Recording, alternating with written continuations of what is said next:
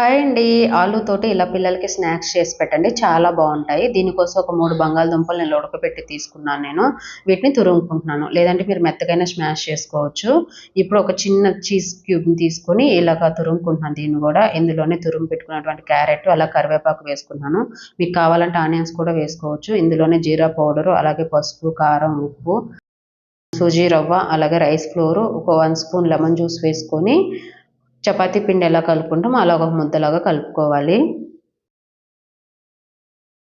ఒకవేళ చేతికి అంటుకుంటుంది అనుకుంటే ఆయిల్ అప్లై చేసుకోండి. వీటిని ఇప్పుడు కట్లెట్స్ లాగా చేసుకోవాలి. ఇలా వీడియోలో చూపిస్తున్నట్టు అన్నిటిని ఇలా చేసుకొని ఒక ప్లేట్లో పెట్టుకోవాలి. ఇప్పుడు గ్యాస్ మీద ఒక ప్యాన్ పెట్టుకొని అందులో బటర్ కానీ నూనె కానీ వేసుకొని వీటిని పెట్టుకొని లో ఫ్లేమ్లో 2 వైపులు ఈవెన్గా ఫ్రై అయ్యేలాగా ఫ్రై చేసుకొని టమాటా సాస్తో సర్వ్ చేసుకుంటే చాలా బాగుంటాయండి. ట్రై చేయండి. అలాగే వీడియో కానీ నచ్చినట్లయితే please subscribe to my channel.